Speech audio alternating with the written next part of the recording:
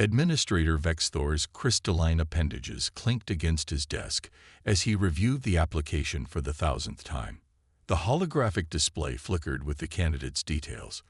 Maya Chen, species, human, planet of origin, Earth.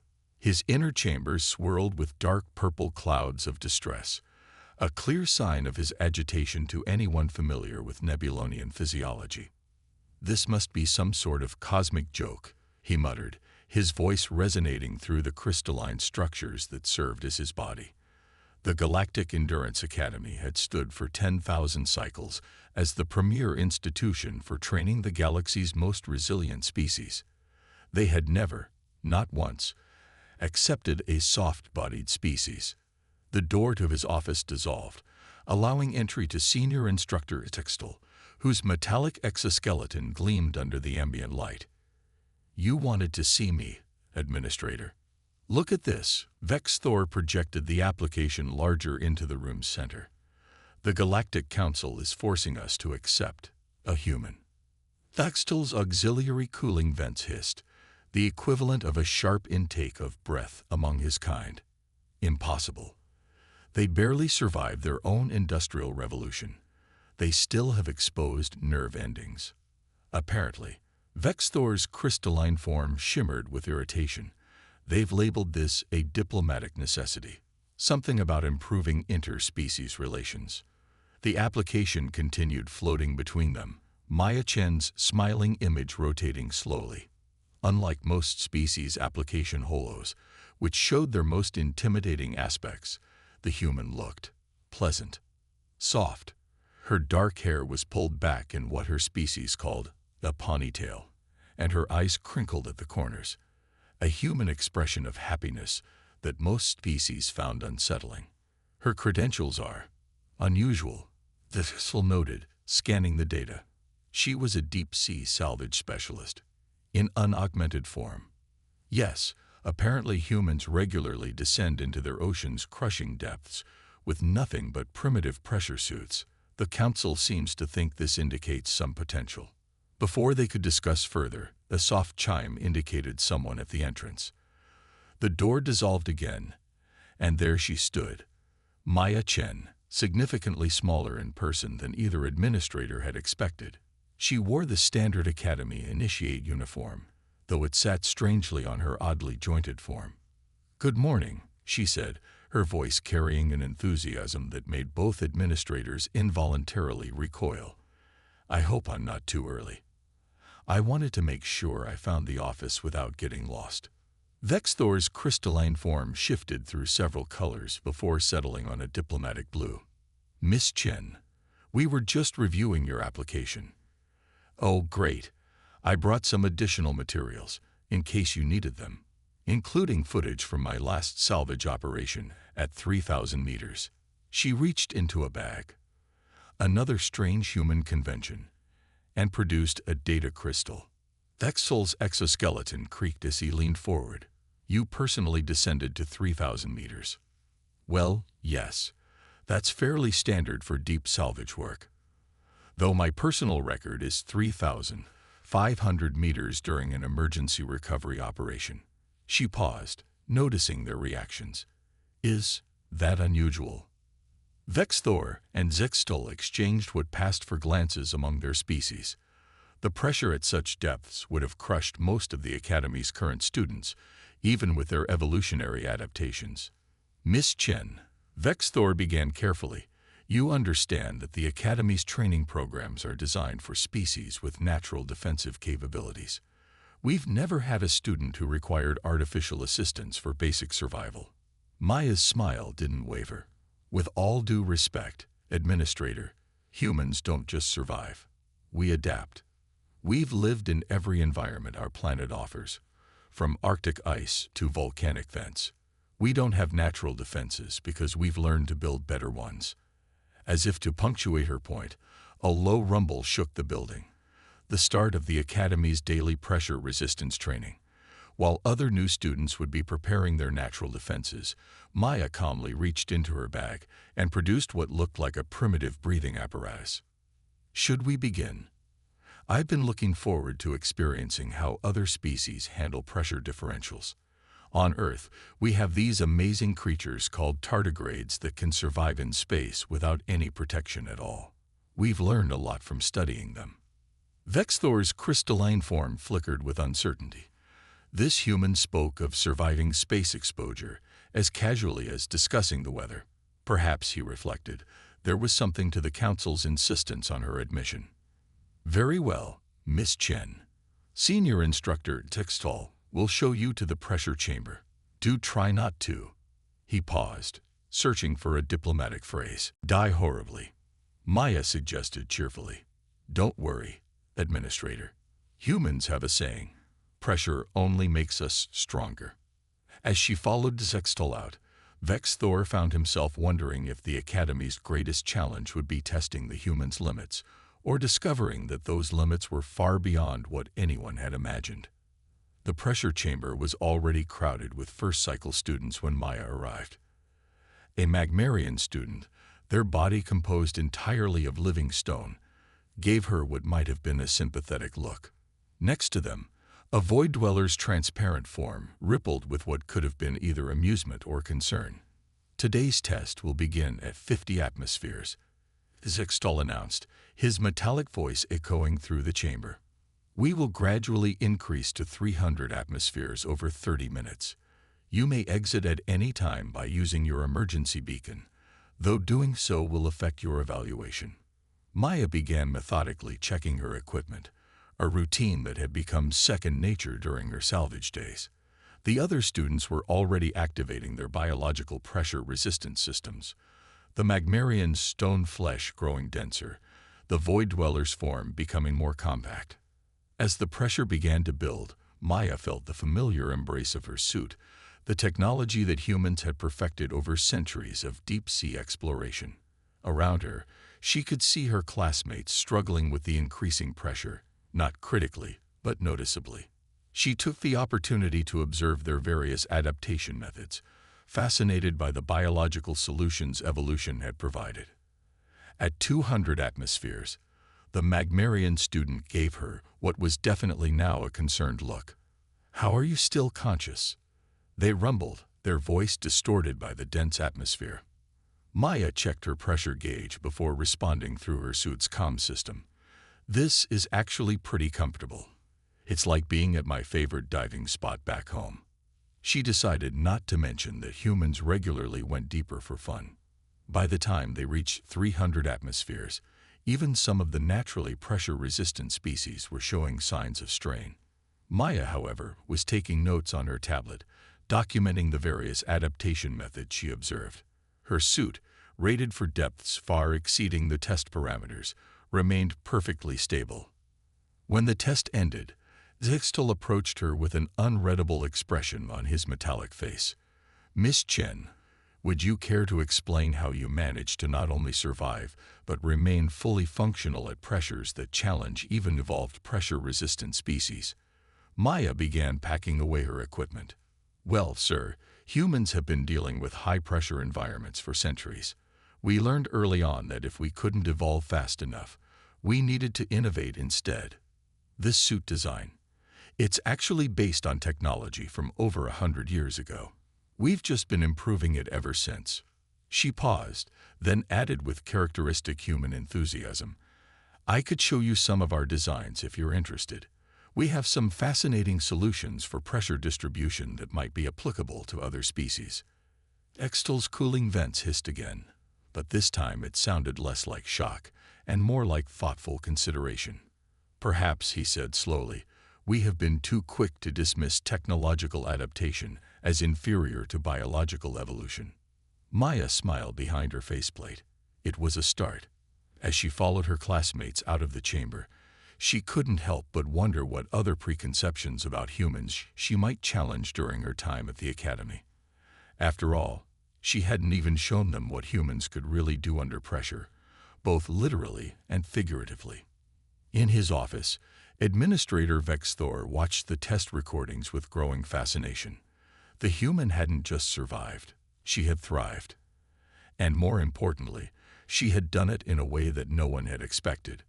Perhaps, he reflected, that was the true test of endurance, not just surviving, but finding new ways to excel.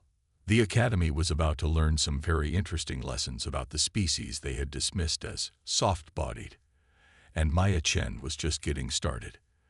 The Academy's pain simulation chamber gleamed with an almost organic sheen, its walls lined with neural interfaces developed by species far more technologically advanced than humans.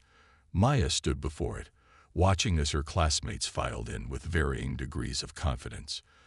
Today would test something no environment suit could protect against. Senior instructor Sextel's metallic voice cut through the murmuring crowd. Pain endurance is not about biological immunity or technological shields. It tests the core of what makes a species resilient. Many of you possess natural pain suppressants or can shut down nerve clusters at will. Others can transfer consciousness away from suffering body parts. His gaze settled on Maya. And some of you have. Neither. The Void Dweller from the pressure test, whom Maya had learned was named Enix, rippled sympathetically. Perhaps the human should sit this one out, they suggested, their transparent form swirling with concern. Their species is known to be particularly susceptible to pain. Maya thought about the history classes she'd taken before coming to the Academy, about humans who had endured unimaginable hardships and emerged stronger. I'll participate, she said firmly. Humans have our own ways of dealing with pain. Extel's cooling vents cycled in what might have been resignation. Very well. Each of you will enter the chamber individually. The neural interfaces will simulate increasing levels of pain while you perform basic cognitive tasks. You may exit at any time. The Magmarian student, Cole, went first. Their stone body barely registered the initial levels, though they struggled as the intensity increased. They completed 6 of 10 cognitive tasks before withdrawing. Other students followed, each employing their species' unique adaptations to pain. When Maya's turn came, she took a deep breath and stepped into the chamber. The neural interfaces hummed to life, calibrating to human physiology. The first wave of pain hit like a hammer blow. Maya gasped but forced herself to focus on the floating puzzle before her. A simple pattern matching exercise. She completed it as the pain increased, spreading from her limbs to her core. Interesting. Textel's voice came through the chamber speakers. Your pain readings are exceptionally high, yet your performance hasn't degraded significantly. Explain. Maya gritted her teeth through another wave. Humans, we don't shut pain off. We work through it. She completed another puzzle, her hands shaking but determined. We learn to compartmentalize. The pain reached levels that would have incapacitated most species. Maya's world narrowed to a pinpoint of concentration. She began counting breaths, a technique passed down through generations of human endurance athletes. In her mind, she recited the mantra her deep-sea diving instructor had taught her. Pain is information, not instruction. To the astonishment of the observing students and faculty, she continued solving puzzles. Her solutions weren't elegant. At times her hands shook so badly she had to repeat gestures, but she kept going.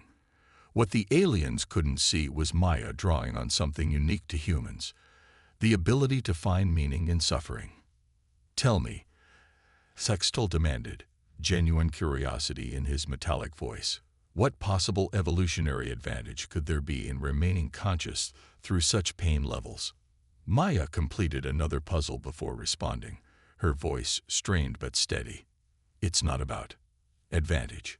Humans learned early that pain was inevitable, so we learned to use it, to transcend it.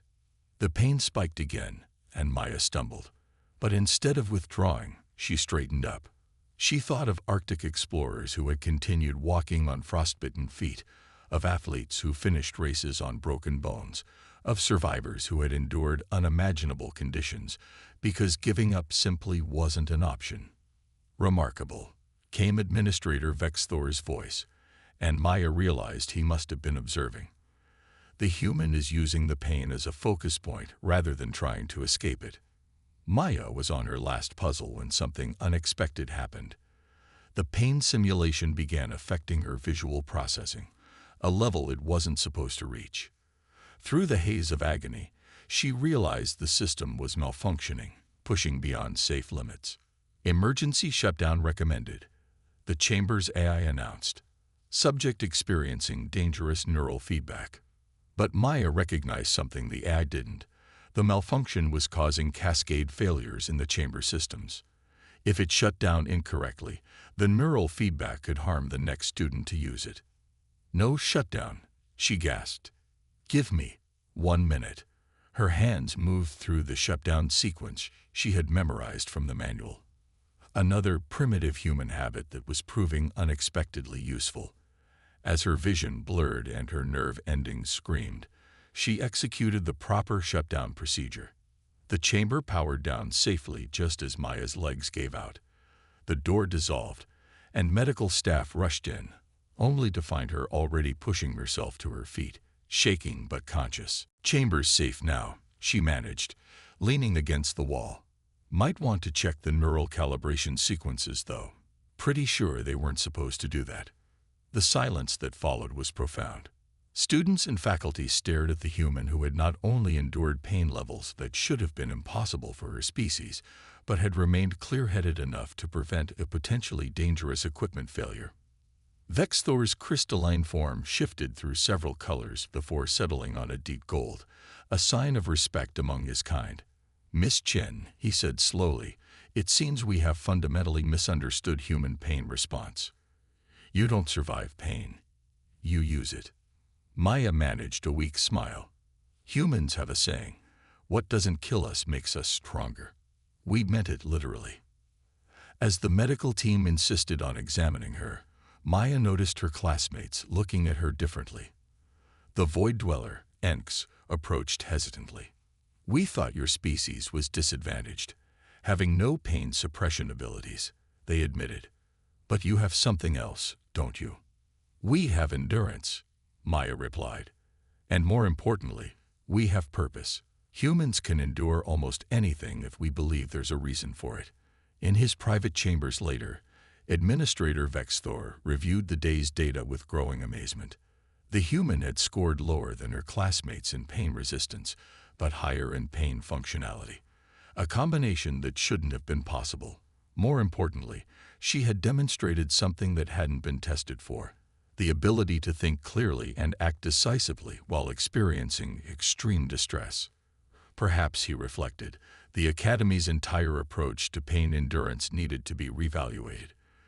They had been testing for species' ability to avoid or suppress pain. But the human had shown them something different. The power of working through pain, of using it as a tool rather than treating it as an enemy. Maya Chen had passed more than just a pain endurance test. She had begun to change the very way the Academy thought about resilience. Warning klaxons shattered the usual serenity of the Academy's radiation training facility. Maya looked up from her textbook on xenobiology to see her classmates' expressions of alarm, or their species equivalent. Through the reinforced observation windows, flashing red lights reflected off Zixtel's metallic exoskeleton as he rushed to check the facility's control panels. Containment breach in progress, announced the facility's eye. Radiation levels exceeding safety parameters. Emergency protocols initiated. The Void Dweller, Enx, shifted anxiously. That's not part of the test, is it? Negative. Zixtel's voice carried an unfamiliar edge. The facility's quantum containment field is degrading. We need to evacuate immediately. But Maya was already moving toward the control station, her mind racing through Earth's long history of radiation disasters and solutions. Sir, what type of radiation are we dealing with? This isn't the time for a physics lesson, Miss Chen. Zixtel snapped, his cooling vents working overtime. The containment field was designed to handle multiple types of stellar radiation for training purposes. If it fails completely, the whole Academy could be exposed. Maya finished. But different types of radiation required different shielding approaches. On Earth, we learned it the hard way. The Magmarian, Cole, rumbled in confusion. Your species has experience with radiation containment failures. More than we're proud of, Maya replied grimly, pulling up the facility's schematics on her tablet. Chernobyl, 3 Mile Island. Fukushima. We made mistakes, but we learned from each one. Administrator Vexthor's holographic form materialized beside them. The emergency shutdowns aren't responding. We have perhaps 20 minutes before total containment failure.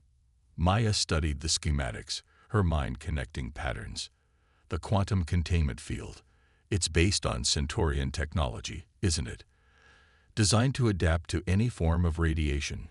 Correct, Vexthor confirmed. But if you're suggesting, that's the problem, Maya interrupted. It's trying to adapt to everything at once, like an immune system overreacting.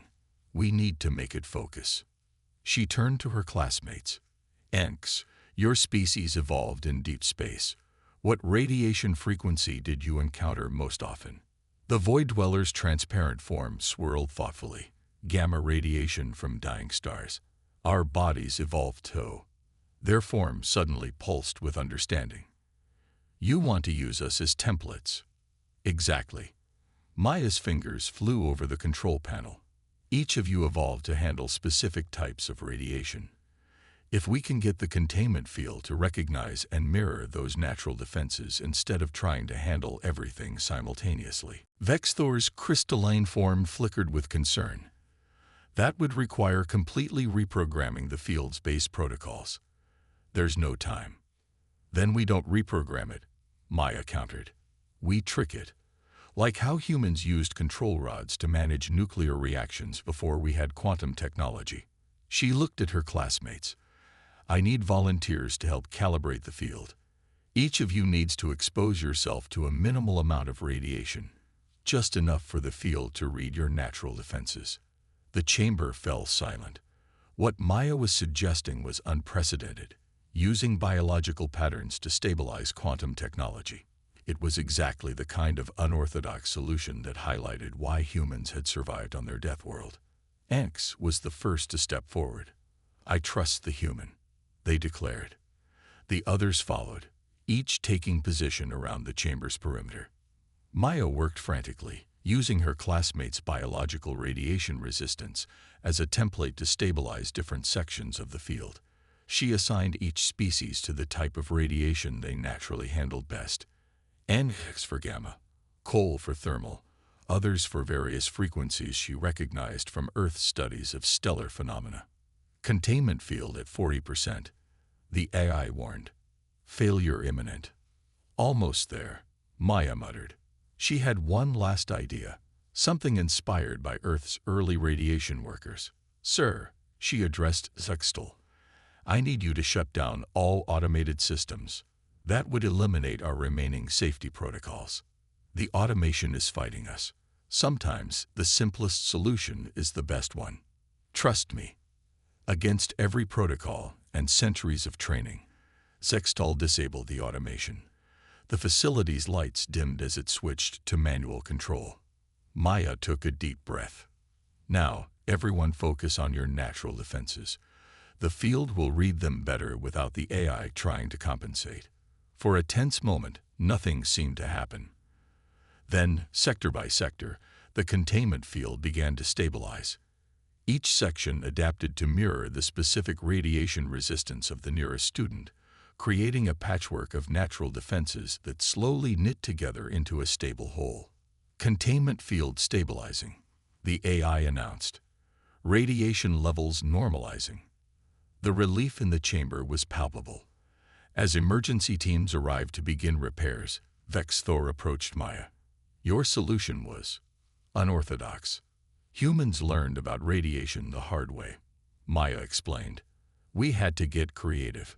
Sometimes the best solutions aren't about having the most advanced technology. They're about understanding basic principles and being willing to try unexpected approaches. Vexthor's cooling vents had finally returned to normal operation. You risked yourself and your classmates on an untested theory. No, Maya corrected. I trusted in millions of years of evolution. Every species in this room evolved to handle radiation in their own way. I just helped the containment field learn from them instead of trying to reinvent solutions that nature had already perfected. Later, as repair crews worked to implement permanent fixes based on Maya's improvised solution, Administrator Vexthor made a remarkable decision. For the first time in the Academy's history, a student's crisis solution would be added to the official curriculum. The human reminded us of something we had forgotten, he told the Academy Board. True resilience isn't just about having the strongest defenses or the most advanced technology. It's about understanding, adapting, and most importantly, being willing to learn from everyone, even species we once considered primitive. Maya's solution became known as the Human Harmony Protocol, a testament to her species' unique ability to find strength not in individual superiority, but in combining diverse abilities in unexpected ways. It was a lesson that would change the Academy's approach to crisis management forever. As she watched the repair crews at work, Maya couldn't help but smile. Humans had turned their greatest disasters into learning opportunities, their worst mistakes into stepping stones for advancement. Now she was helping to ensure that the rest of the galaxy could benefit from those hard-learned lessons. The radiation crisis had proven something important. Sometimes the species that struggled the most with a challenge was best equipped to solve it. After all, as humans had learned countless times throughout their history, necessity truly was the mother of invention. The Academy's psychometric training chamber was unlike anything Maya had seen before. Instead of physical challenges, it was designed to test students' mental fortitude through sophisticated neural simulations. As her classmates prepared their psychological defenses, Maya noticed their usual confidence had been replaced by uncharacteristic anxiety. The mind endurance test has the highest failure rate of any Academy challenge, Ninx explained, their transparent form clouded with concern. It explores our deepest fears, forces us to face psychological scenarios we're not evolved to handle. Senior instructor Zextel's metallic form seemed more rigid than usual as he addressed the class. Today's simulation will test your ability to maintain cognitive function under extreme psychological stress. You will experience scenarios designed to challenge your species' fundamental psychological frameworks. His gaze lingered on Maya.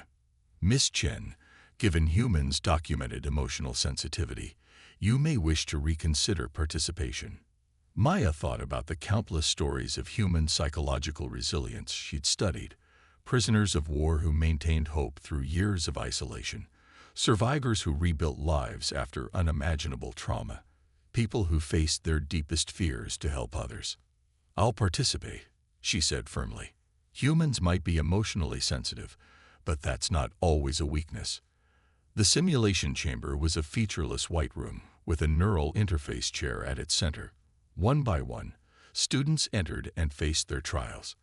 Many emerged quickly, their species' natural mental barriers overwhelmed by the intensity of the simulation.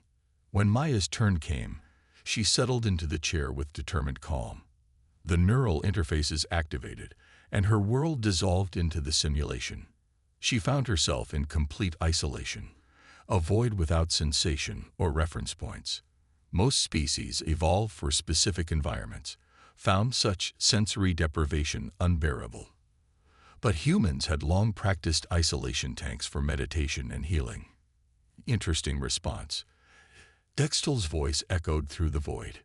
You're using the isolation to center yourself rather than fighting it. The simulation shifted. Maya now faced a rapid series of environmental changes, extreme situations that would trigger panic in most species. But humans had always been adapters, moving from deserts to tundra, from mountains to seas. Your stress levels are elevated, noted Administrator Vexthor, who was monitoring the session, but you're maintaining unusual clarity of thought. Maya navigated through the scenarios, drawing on humanity's long history of facing the unknown. Humans learned early that we couldn't control our environment, she explained between challenges. So we learned to control our responses instead. The simulation deepened, probing for psychological breaking points. It presented scenarios designed to trigger hopelessness, a concept that many species' minds simply couldn't process. But humans had always found hope in the darkest places. What the Academy didn't expect was how Maya's responses began affecting the simulation itself. The system, designed to break down mental resistance, encountered something it had never faced: a mind that actively processed and transformed psychological stress into determination. "Fascinating," Vexthor observed. "The human is exhibiting what appears to be psychological adaptation in real time. She's not just enduring the scenarios, she's learning from them." The simulation's final phase was meant to be impossible, a scenario that violated fundamental laws of reality, designed to shatter any species' psychological frameworks.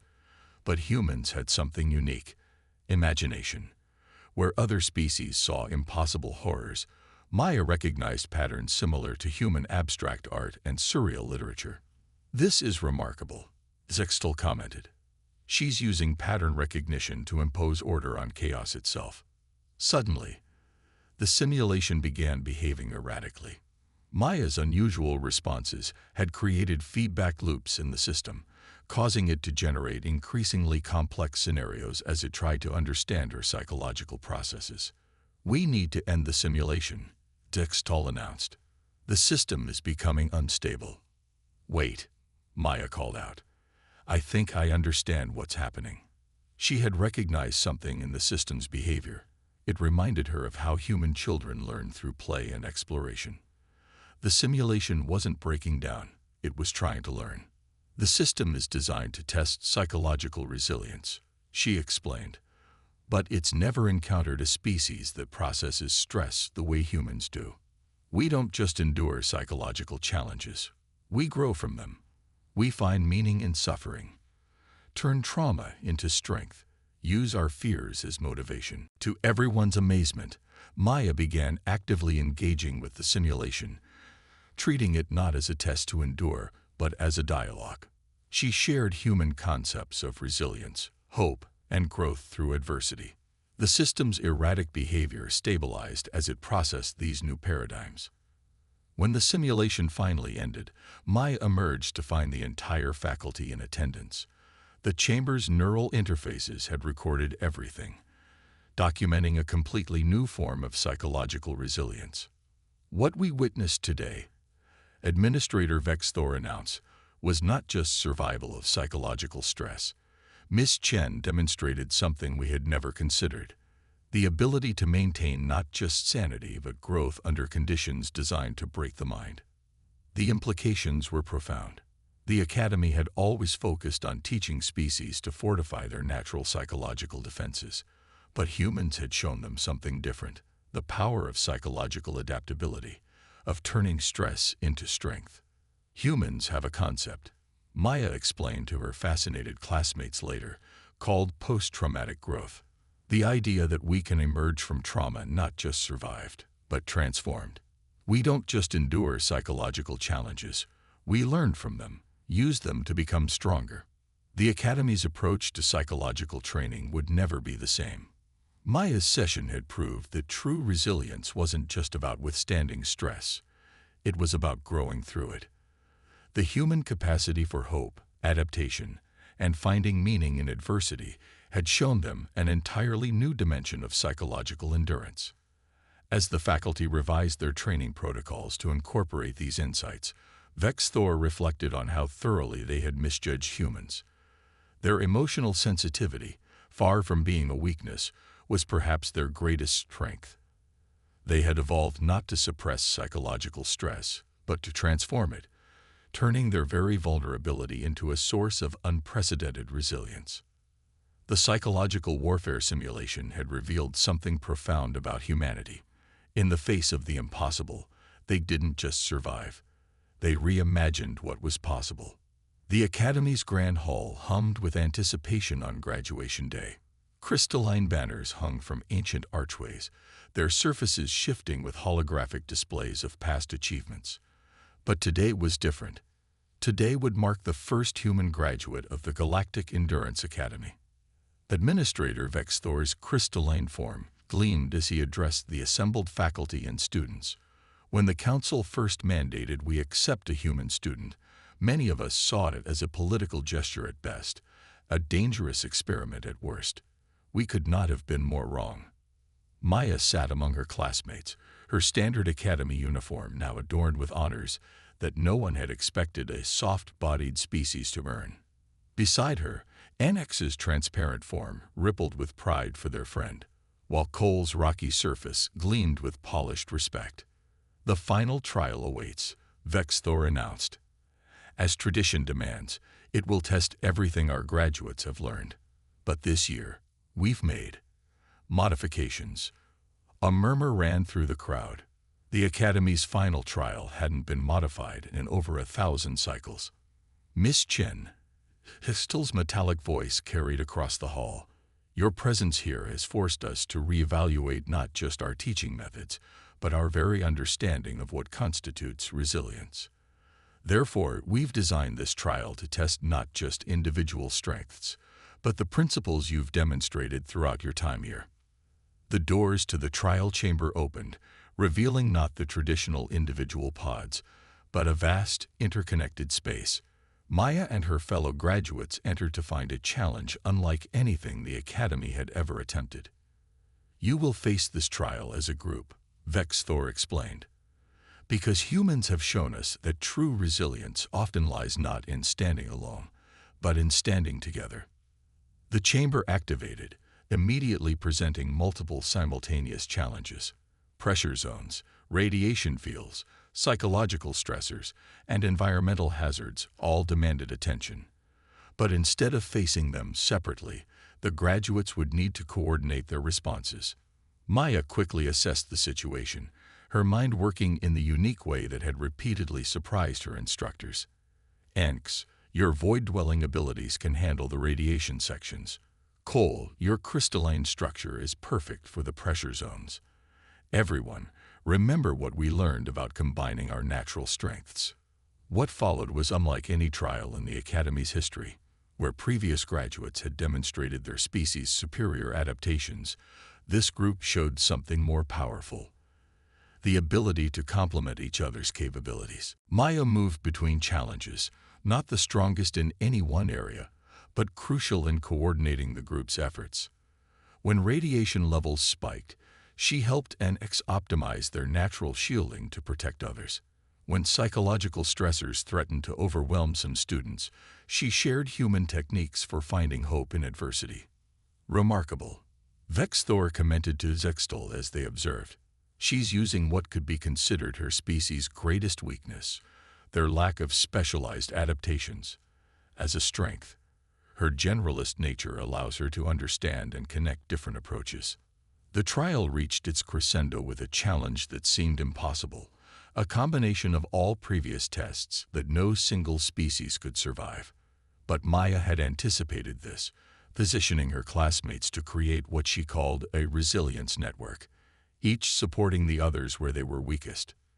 "This is what humanity learned early," she explained through the comm system as they worked. "We survived not by being the strongest or most specialized, but by understanding how different strengths can work together.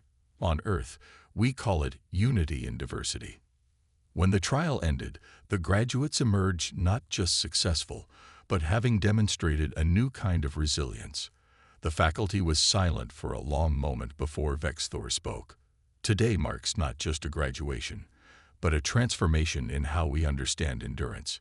Miss Chen, the Council asked us to accept you as a gesture of diplomatic goodwill. Instead, you've revolutionized our understanding of what it means to be resilient." He paused, his crystalline form shifting to a color of formal declaration.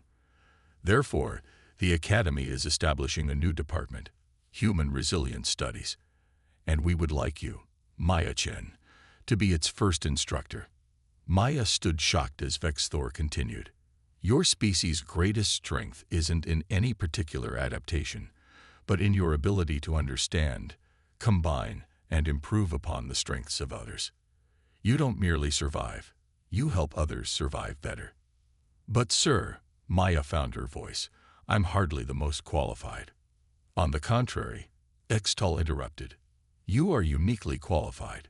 Your primitive species has shown us that true advancement isn't always about developing superior capabilities, but about understanding how to use what you have more effectively." The announcement caused a sensation throughout the academy.